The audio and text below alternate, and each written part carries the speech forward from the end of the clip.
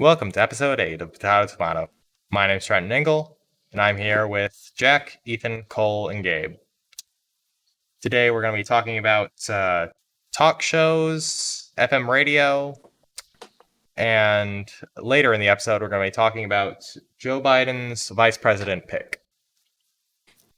Yeah. So I guess I don't think that FM radio is going to go away permanently, but talk shows probably will. When you say go away, do you mean like cancel culture coming after them or them just becoming irrelevant? Them just becoming irrelevant. Okay.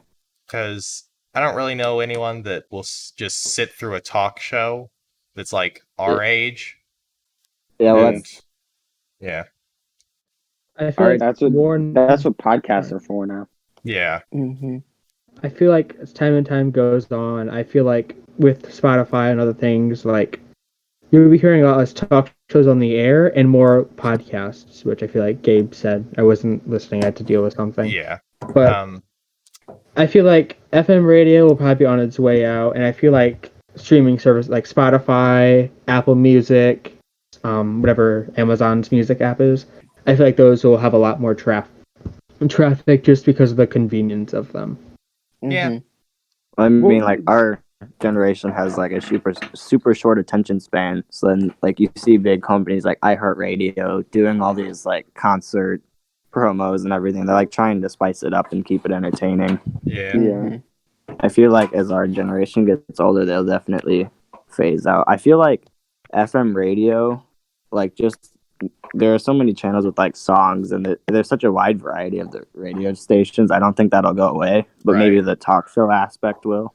Well, I also feel like they're gonna like. I've noticed this a lot. Like there used to be a lot of like 80s and 90s stations, but I feel like nowadays they're all turning the top 40 most played, and I feel like it's just gonna continue down that path. Yeah. They're just trying to appeal to younger audiences.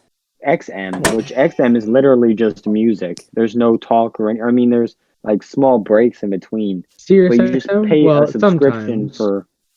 There's some stations that are like actual like. They feel like FM stations, but not that many of them. XM is the equivalent of cable. Basically. Yes, it is. Well, because it's still satellite. It's because XM is satellite, so it basically is. Just music version of cable. But I mean, like the hometown stations, like 103.1 and like the local stuff, I don't think that'll go away soon. No. Oh, no. I feel like it's not like they have this wide base where if they lose a bunch of people, they're just gonna collapse. Like they're already pretty small. Yeah. But I feel like with us in particular, like I don't think I am like this, but I feel like as a whole, our generation is tending to steer away from physical media and move towards more things that are digital and they can just have on their pocket in their phone. Kind of like, I think CD sales have been down like a decent amount. Yeah, and also newspapers have been going down while like news podcasts have gone up.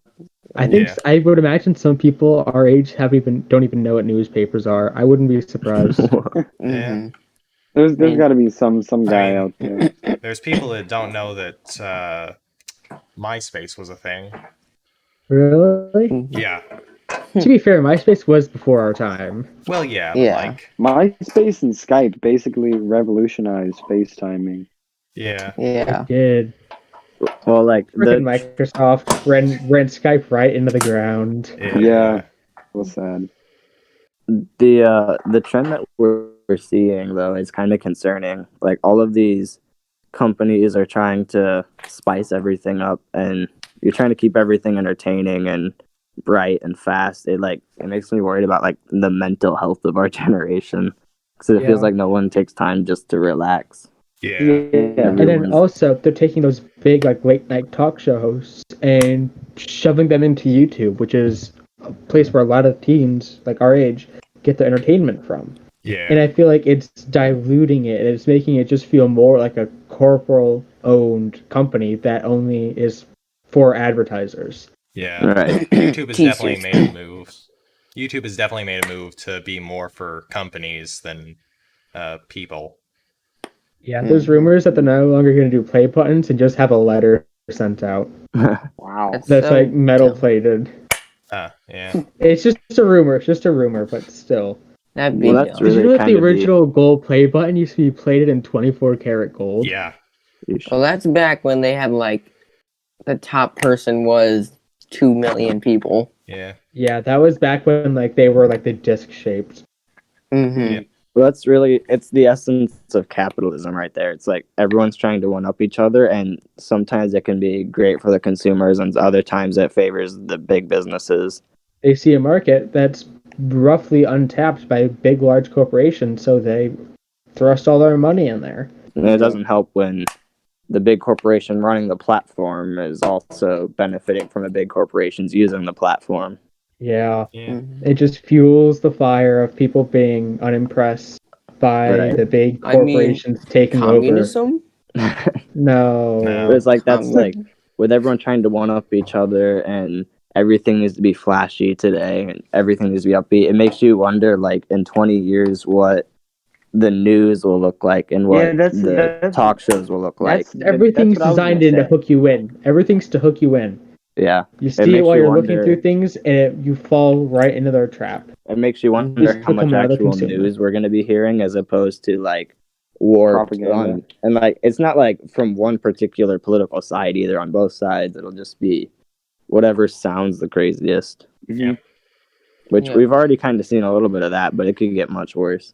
That's what makes you money. Yeah, the news is Yeah. already kind of unreliable. And Yeah. just think about how bad it'll get when they're trying to compete with other sources who are getting more attention than them. Yeah.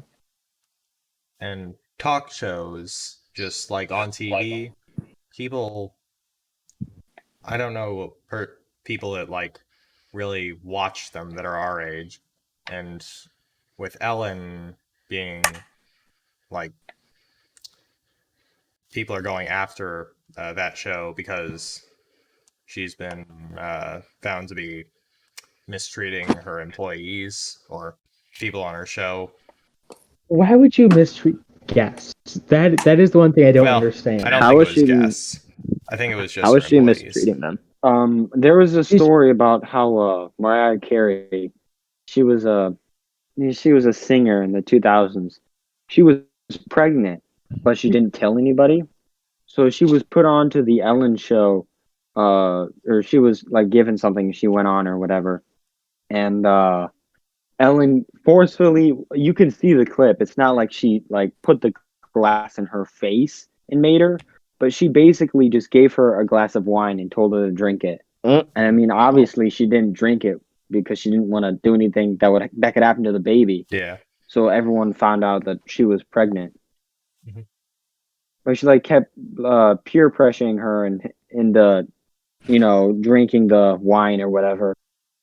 You know Yeah. what's crazy? I bet some people don't know who that is. Mariah Carey. All yeah, I want for know, Christmas Yeah. is you. Yeah. Yeah. That girl. Song, that awful song. What do you? Okay, no. In department stores you know, everywhere. okay, this is off topic, but I think she said it took her like 15 minutes to write that song or something. Yeah, It it took her wouldn't to write surprise like me. 15 minutes. I know, it's so basic. It has like it's so two lyrics. music. It's so musically simple. It is very simple. But in department stores everywhere, it's played constantly, Yep. over and over. Constantly. I honestly feel Or by bad the for girls. retail That workers. is one of the few Christmas songs that I could listen to a lot. Or by like the high school girls through November. Yes. Through All the November, way dude, up that is the Not most even annoying before part. Halloween's over. Not even It's December. like Halloween hasn't even gone by. Wait Yep. until Halloween's over at Wait least. till Thanksgiving. Seriously. Wait Yeah, till that's- Thanksgiving, and then you can Wait. start. Yeah, but they don't even wait for Halloween. They just start blasting Christmas music Yeah. It's like as soon as some do possible. it in July. You Yeah. know, It starts Awful.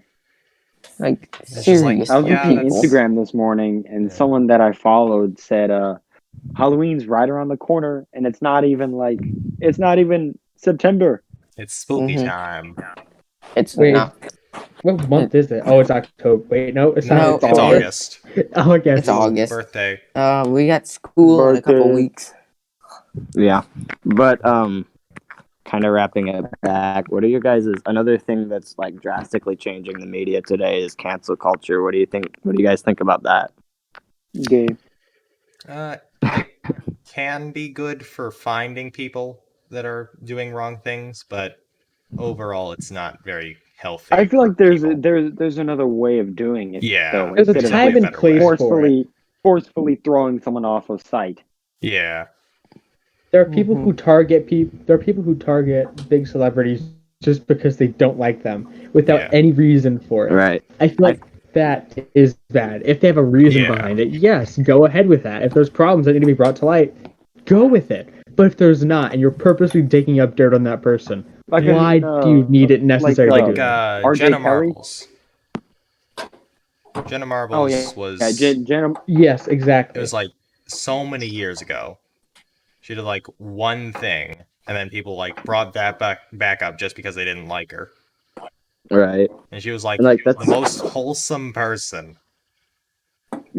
Okay, I wouldn't say the most wholesome, but she's not. I think that goes to Mr. Rogers. Right. Okay, Mr. Rogers. That was so wholesome. I feel like the sheer concept of cancel culture is maybe okay, but the people are executing it wrong. Like the people's ideologies are just completely off because they use it as they politicize it instead of just getting rid of like corrupt people and exposing them, which could be good, like a private group going after and like kind of fact checking as a third party objective viewpoint, but they're not objective at all. There's even like one thing I saw online where there's like this list of, it's like a blacklisting or something where you can like put kids' social media handles on it, like minors, like 16-year-olds, and then everyone will just go on and like blast them with their personal social media account because they said something that everyone doesn't like. It's like, I don't think a problem, or I don't think, even if it was something that was genuinely bad and not just something that you disagree on politically, even if you said like something sexist, I don't know, I don't feel like your 16 self should ruin your life because of one stupid mistake that you made. Well, you have to be held accountable for those things that you said. That's the thing. People not don't by realize strangers on the internet, though. Yeah. No, I feel like it should, because who else is going to hold you accountable? People you know aren't. Someone has to. You need to learn that your actions have consequences. But this will ruin your life. Like, there's a difference between consequences and just ending it all. Yeah. But how would that end someone's life? That's my question. No, like end their their career, it could be ruined, and like if you've changed in that time, like if you did something like 10 years ago, you could have changed in that time, and right. I'm not referring to that. I'm referring to things that happened recently. Even with 16-year-olds saying it. Okay, so all of your social media things are just gone because if you put anything, it's basically the stuff that they're doing is borderline harassment, and that can be really demoralizing to a young person. And it's like, if you want change, that's not how you do it. That's just gonna put them in a situation where they're just gonna either hurt themselves or hurt other people directly or indirectly. But I mean, like, if you want change, just going on and beating them into submission isn't going to do anything, especially for a young person. But is asking them nicely going to change them either? No, you need to do it with intelligence. I would say you should start off with something more kinder, and if they repeatedly do the exact same thing, that's when you kind of enforce a boundary or something like that. Yeah, but when you go on and spam their accounts, and half the time it's like a kid will openly support Trump and they'll just go on and absolutely like spam their every single social media account. And it's like, that doesn't do anything. Well, all it does is bad. It doesn't do anything beneficial. And that's not how politics should work. It shouldn't be that if you disagree, you get your face beat into the ground. Yeah. I think you might be seeing this from one side and not from the other side, because there are times when it's the opposite way around as well. How so? What are you referring to? Like, how so? Like, what would the opposite, like, what would be a situation like that?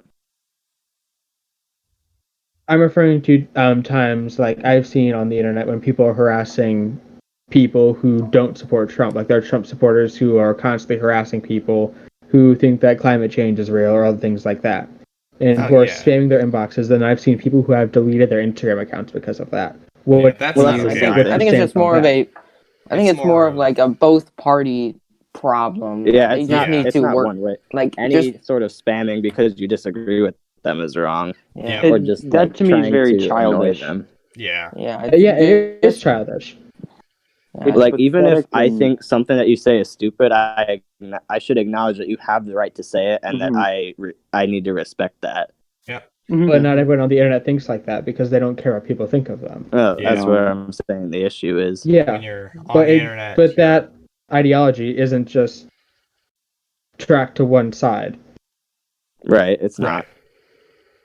But it's just like there are fairly moderate views that people will say, and then they'll just get absolutely thrown over the fire for it. Yep. It's getting to the point where, like, if you don't actively support one side's agenda, then you're just going to get destroyed. Yeah. Like, I saw it is out here. Rhett and Link from Good Mythical Morning. Rhett uploaded, like, he called it, like, a letter to a white man. And he said that if you don't, he said, even if you don't acknowledge it, you contributed to the racism in this country. And he was like, the whole thing, it was like 10 minutes long, and it was just talking about how if you don't actively confess for your systematic racism, then you're only contributing to the racism. And it's like, if I haven't done anything racist in my life, how have I contributed to it? You have to think of what they're going through as well. Like, you have to think how they think, which can be difficult for some people. But maybe he thinks that people could and are in the position to do things, but they don't want to because they don't realize it. Some people might not realize that not everyone can do something to support that cause, so maybe that clouds his judgment.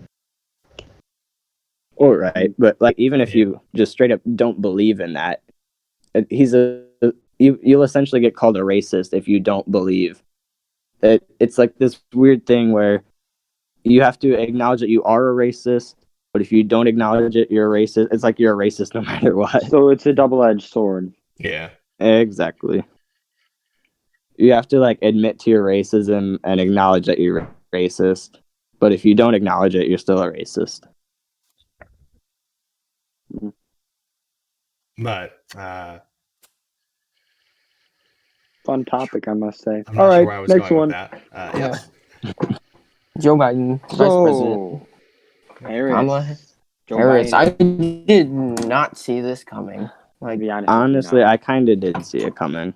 Would you like to know why? I would like to hear your opinion on this. Yes. Okay. Yeah. I was talking to my dad about this a few days ago before he picked it, and I was guessing that it would be Kamala Harris. And my reasoning for it was that, like, this entire time, Joe Biden's been, like, hiding in his basement, and like, he can't articulate a sentence half the time. So it was the best strategy for him. But when he would come out, he would kind of, like, try to act moderate, but then kind of wink at the extreme side, the extreme left. It was almost like he was a pleaser. Like, you see when he's interviewed by a black guy, he's like trying to talk black almost. It feels like he was just trying to appease everyone on one side. So, I mean, you look at Kamala Harris and she's fairly radical. It feels like he kind of is trying to bring that moderate side while also having a kind of radical vice president. Mm-hmm. Okay. Ethan, so who did you think? I thought he was going to choose someone like Elizabeth Warren. Like, I really think he kind of put himself in a box when he said that he wanted to. First, he was like, "I want to pick a woman," and then he was like, "I want to pick a black woman or a woman, a minority woman." And it's like, when you do that, it kind of also makes you think that he's more focused on representation. Yeah, his own.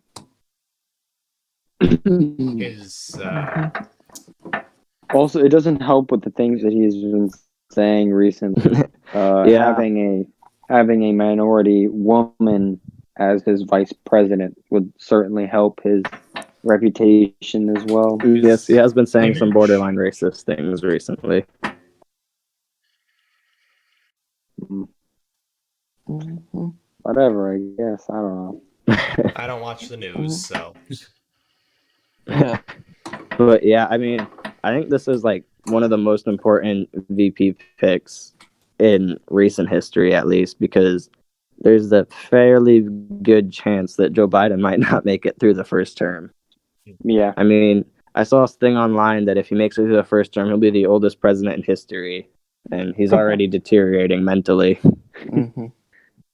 So, I mean, his vice president was a pretty big decision.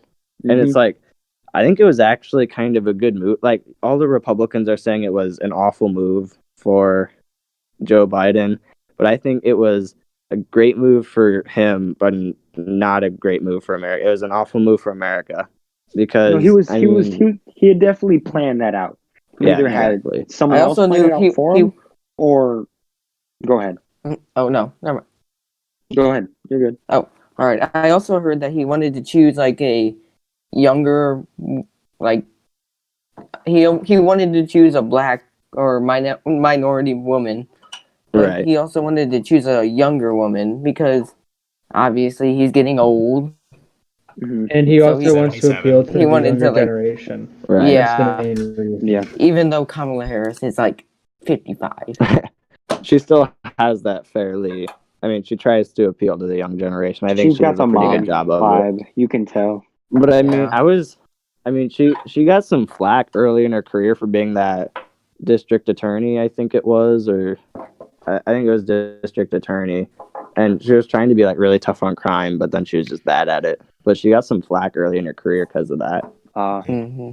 But I think that it was a great move for Joe Biden, but a horrible move for America in the sense that, like, Kamala Harris kind of brings with her some of the progressive votes, and I don't see very many people switching their vote from Joe Biden to Trump because of Kamala Harris. Mm-hmm. Like, in my eyes, I feel like he gains way more votes than he loses. Mm.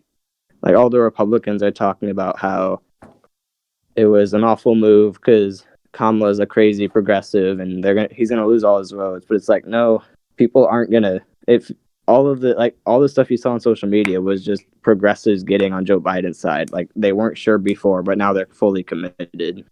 We didn't even bring up the fact that she called him a racist. Mm-hmm. Oh yeah, they were on bad blood during their. Oh yeah, primaries. and I have a question. I don't know, but does Kamala Harris support the defunding of police?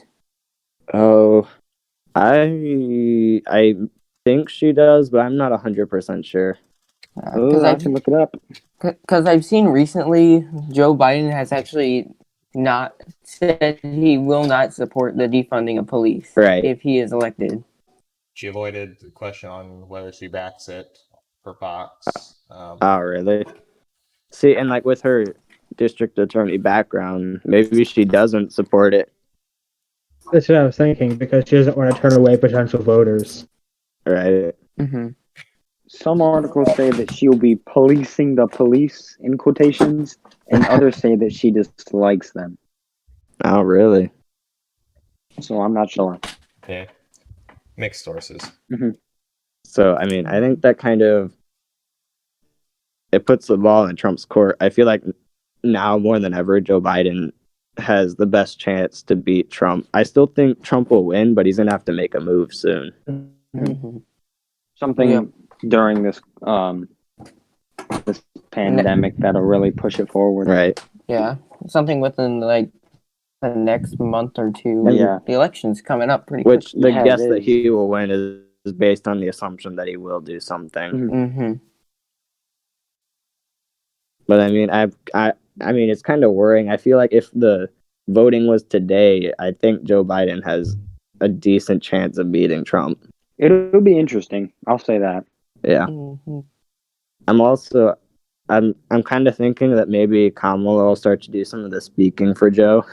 Oh yeah. Get him back in the basement.